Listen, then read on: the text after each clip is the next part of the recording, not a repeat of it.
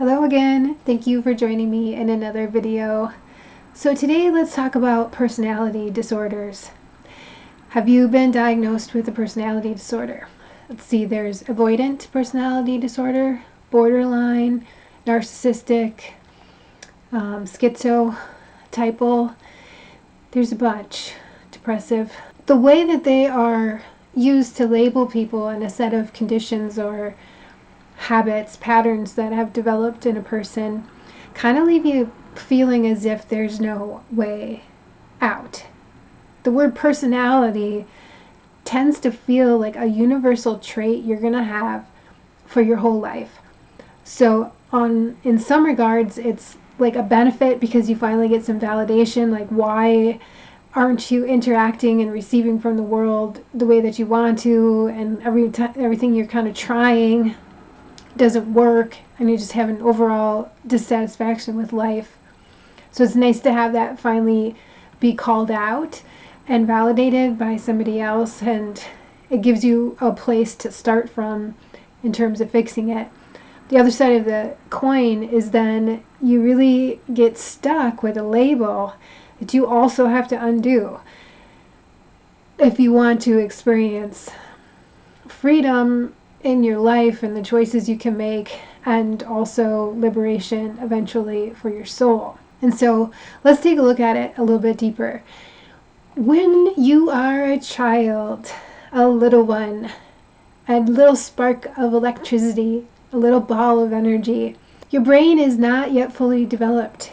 Most of what comes in the form of patterns and habits comes by way of repetitive neural firing and an eventual pruning, so that the electricity is following along pathways that have been established.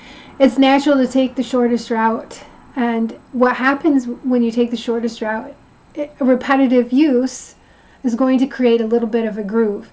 And the same thing happens with your neural pathways in your brain, in your beautiful little tiny child brain that has such an abundance of energy and so much firing, and all of those neurons eventually get clipped down into a usable set of patterns. And so because we're human beings, we take in information from other human beings like a sponge. And especially when we are young, the people that we are closest to, and that's where we're going to be getting the most information from, have the biggest effect on us because of the way that the generations have been handing down information. We're going to get set with a pattern that might include things like fear. One where you feared their authority and acted accordingly. The primary human beings that you are interacting with are programming you to be afraid of them. And fear and submissiveness becomes your operating system. It's highly unnatural to walk through the rest of your life that way. You think that your parents are representing everybody else. They're not representing everybody else. They are one piece of a very large, complex puzzle that is humanity. A submissive and slightly fearful state of being is going to get uncomfortable when you move into your teenage years. You're going to attempt very hard to restrict the natural developmental steps that need to happen. And that's where things start getting bad. You will have another developmental milestone in your early 20s, usually by the age of 26 this has hit.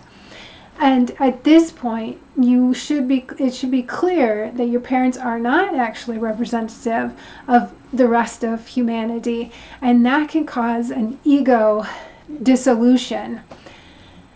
When the ego dissolves and you don't have a framework for how to interpret the information from the world that you are receiving, there isn't a structure for the flow of energy to come in and to follow. And what can end up happening is you pick up signals, basically firings and parts of your memory system.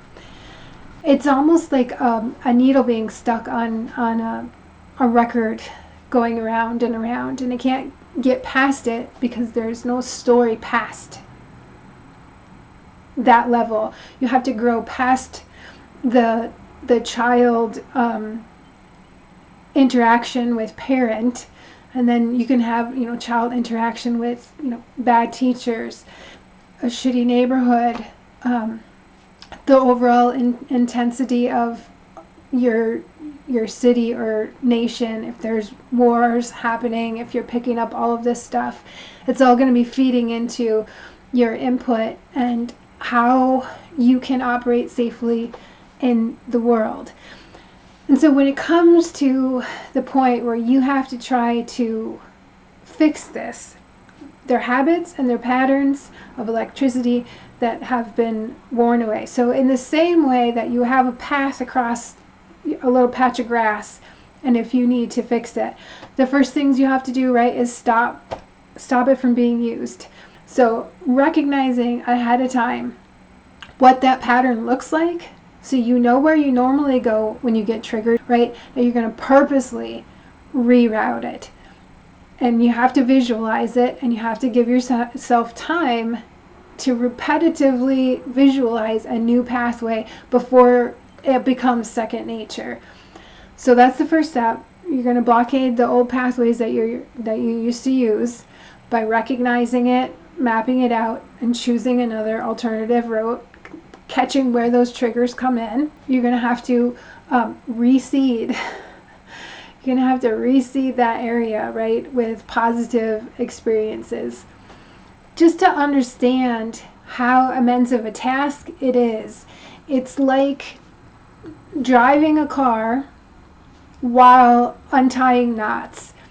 So you can't take your eyes off the road, you can't take your hands off the wheel, you have to pay attention to all of the other drivers, and at the same time you have to untie very complex knots. And maybe those knots are some of them on fire and they're burning your hand, and so you're trying to drive while untying knots that are on fire. And as soon as you get one knot undone, another one shows up, and maybe that one has thumbtacks in it, sharp nails, other forms of sharp objects, and you have to attempt to not get injured, still driving your car, making sure to not hit anything else. You have some place to go. There might even be really nice scenery outside that you can't see because you're busy untying these knots. Maybe the next knot is something that has some black goo on it. As soon as you touch the black goo, you're out for a week. Completely takes over your nervous system, right? So trying to go back in time and find the seeds of each one of the false beliefs that got planted in you about whatever conditioning you received from the caretakers in your life. It takes a lot of effort. It's not a small thing. There are a few metaphysical tricks to help with it. When you feel the knots if you can get good enough to sense the knots without having to go all the way to the knots, you can burn them where they are. And it's really a matter of imagining a violet flame around them, undoing the patterning. It's a little ball of energy that has gotten used repetitively by way of emotion and neural pathways. And one of the easier ways to undo it quickly is by visualizing a violet flame. You can also, or a peach, some people prefer like a peachy pink color. But as soon as you kind of sense it, you don't need to go right to the memory. You don't have to relive the experience. You don't have to call it into your physical mind. You can do this stuff with a little bit of buffer in the spiritual, etheric planes. And over time, as you begin to undo those knots and catch them and begin to reroute yourself on new pathways and new interactions, it does get better. It does take time. It's not an overnight process, but everyone who has started the journey to undo some of those things and actually choose to make their life better and truly heal are seeing results. It is not outside the realm of possibility. You have to believe in yourself, give yourself that opportunity, and walk the path. I wish you very well. If you have any questions or comments, please leave them below. Okay. Until next time, take care.